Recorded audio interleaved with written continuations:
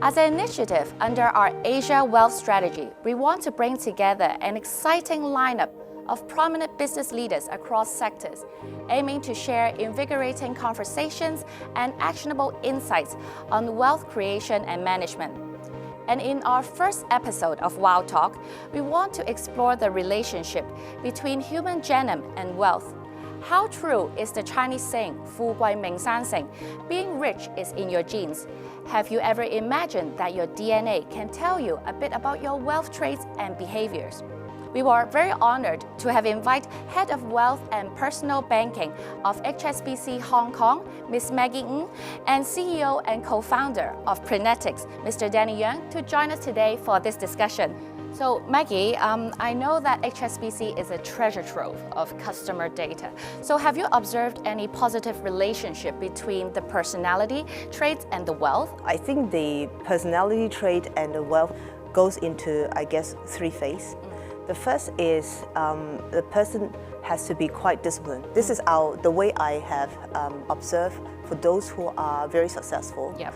And if you look at the very successful traders, they are disciplined traders. There's no emotional, it's very rational. Okay. And their decision is made based on whether they think the stock is worth the price or not. It's not about an emotional attachment to it. So very disciplined and rational. The second is they are always on the outlook for starting early. For you to be disciplined, it's actually come through as a habit. Yeah. So you have to train yourself to be that disciplined. And which is why I think, we have launched the Trade 25, we have launched the Flex Invest. All of those are targeting the young audience so that they can start early and build that habit of disciplines throughout their wealth journey. And the last is to always plan ahead. So plan ahead in terms of, for instance, we have recently launched Aladdin capabilities, and that allows us to simulate events of, let's say now the UK PM resigned. How does that event impact your portfolio? And when you have a number of different events like this, you start to think about, okay, what do I have to do to pivot my portfolio so that I can prevent myself of a downturn or better protect myself in case of any volatilities. So I think the personality trait and wealth goes in hand. If you have those personality traits, the chance and the odds of you being more successful would be higher. Danny, so from your point of view, do you think that wealth or success traits can actually be identified in our genes? What else can a genetic test tell us? Well, I'm not sure if you have heard the terms or the slogan that basically genetics loads the gun, but your lifestyle and environment pose the trigger. So certainly to a big extent, your genetics define who you are when you're born, right? But then there's a lot of other factors in terms of your environment, your lifestyle that actually determine success or not. So to be fair, also there's been actually a lot of studies that have said that genetics does play a role in terms of, let's say, if you become an entrepreneur, etc. But ultimately, it will depend on the individual's hard work, the timing, luck, so many different things needed to be successful or not. Yeah. So I know that a genetic test can offer a customer a sneak peek into their health window so that they can make plans according to their health conditions. Is there any limitations to this, Danny? Yeah, I think the key thing to understand about genetics is a probability. Yeah, so you have more likely to, let's say, have disease or more likely suffer from a drug response, right? And then so I can even share my own results. It's about 3-4 years ago, I had a genetic test, of course, circle DNA, and I found out I actually had a higher risk for colon cancer due to my genetics. So it did not run in my family, and then so I was very surprised by the result. But because I had a higher risk than a normal individual, I proactively took measures to basically prevent colon cancer from forming. So what I did was I stopped eating red meat from my diet, and I got colonoscopies every 2 years. If I didn't get my results, I would have never known I had a higher risk, so I was proactively making use of my health genetic data. Yeah, because otherwise I would have probably waited until I was 50 years of age to get a colonoscopy, but we also know with colon cancer, 50% of the cases are detected at stage 3 or 4, which means it's too late. So if you have enough data, then you'll actually make proactive measures on your health. Maggie, can you share with us some latest trends and structural changes in wealth management? Oh, absolutely. I think if you look around us, right, we have now a lot of wealth disruptors, virtual banks being one, and then we have a lot of different tech startups. They are looking at ways, things differently and wealth differently. One, we have to start rethinking about what banking proposition is and what do we do in the wealth journey. In my view, we are banking as a service. We are servicing our customers and make sure they can achieve their wealth target. And if I can give you an example, for instance, even fund transfer, to me, it's not traditionally when we look at banking fund transfer, it is a way of managing customer FX and stuff. But if you look at it with another lens, we are a logistic company moving our customers' money from point A to point B. So if you have that slight difference in lens and you reposition yourself, then you start to put your customer first. We are no longer banking knows it all. Let me advise you all these things, right? We are about first listen and understand, then seek to be understood. I've learned this somewhere else from another forum. I thought this is perfect. We have to listen to our customers, what they need, and then use the most convenient way to deliver that to them. And sometimes it is about execution only. Sometimes it's about the customer wants advice.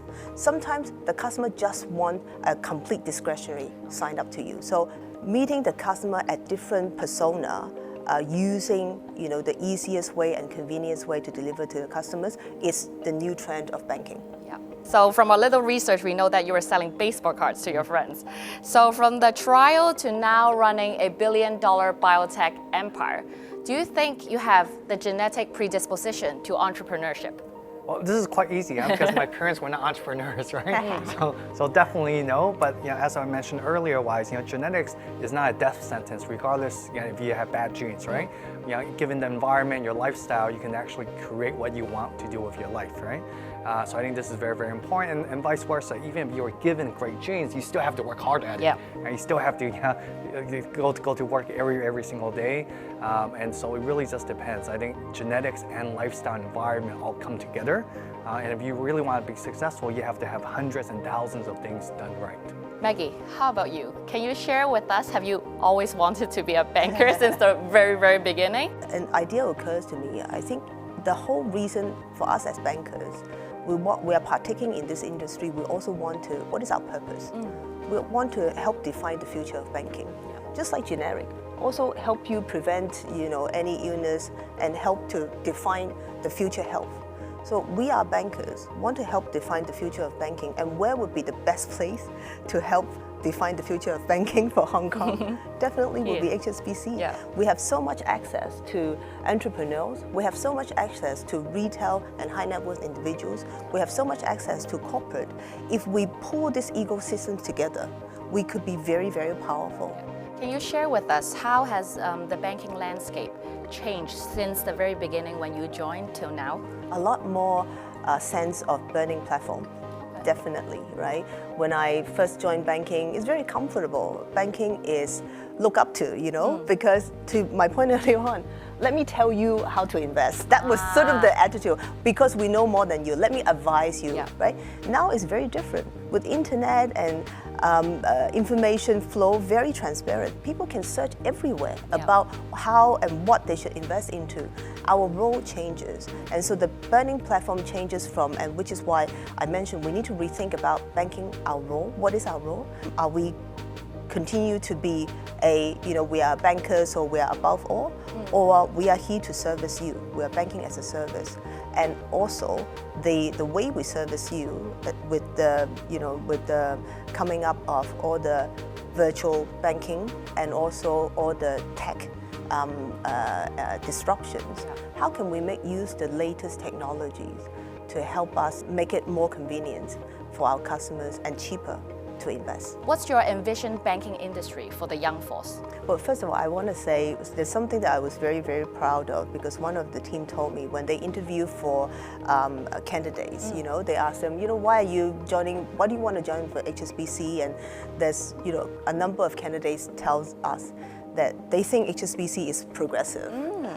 They're very active in the market. So that's something that I'm very pleased to see, and these are young workforce. What we work together with internally with the team is to focus on two things. Apart from what I was just saying about making sure we deliver our purpose, two key elements that I think will attract the young workforce. One is focus on D&I. Okay, and D&I doesn't just mean your gender, your race, your age. It also means your preference of working hours. Okay, hybrid working model, for instance. Our investment into digital capabilities means that during, if you remember, Q1, we had almost like a lockdown in Hong Kong. We are the first bank, maybe the only bank, who can offer all our RMs frontline to work from home and serve our customers through Zoom. Now, if you expand that further, what does that mean? That means we could potentially recruit workforce that cannot come to the office, for instance, if they are disabled. They can't even travel out of their home. But now I can include them into the workforce. So D&I through digital capability is important. Two is the ESG themes. The youngsters are thinking about, even my kids, and your kids also, growing up, will be saying, what is the world and planet that I'm going to be living in when I turn 50? What about my next generation? And right now, we have the ability to be a responsible citizen, right? Corporate citizen. And how do we enforce and support sustainability investment and sustainability themes as a bank? It's important to resonate well with the young workforce. As a successful entrepreneur, Danny, what kind of advice do you have for new and young and budding entrepreneurs? So I think the key advice, key piece is actually, there's hundreds of different things that you need to do right. But the first thing you need to get right is actually understand your product, yeah, and understand what is your USP in terms of unique selling proposition, and what does it differentiate against your competitors. Because if you don't know the market and understand your competitors and why would people choose your product, right? So that's very, very important. I think the other piece of advice I would say, as an entrepreneur, you definitely need to have grit. And what I mean by grit is that because going through my entrepreneur journey, it's always like been a roller coaster.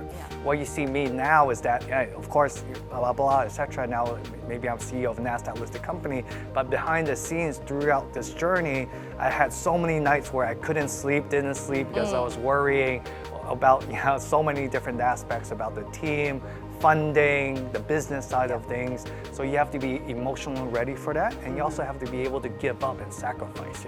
So I know Maggie mentioned she was an entrepreneur. So when you're an entrepreneur, nothing gets done for you. You have to do everything yourself. So having that grit is very, very important. And lastly, I would say always having a really strong sense of humility is very important. Because when you have humility, you're grounded, and that means you always want to achieve and accomplish more. So when you also have that, again, you're never, so even for us as a listed company, we want to continue to push the envelope. We want to continue to be innovative, because at the end of the day, as Maggie also mentioned, is that customers now, they have lots of choices. The competition is very wide, and you want to be able to step ahead of that and being able to deliver true value to your customers.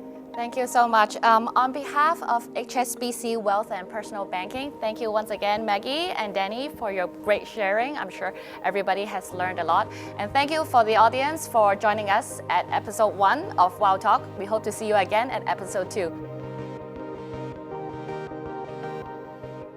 Hi, at HSBC we have a lot of wealthy clients. Some of our clients created their startup being an entrepreneur. So definitely wealth is not just pure by inherent, but can be generated yourself.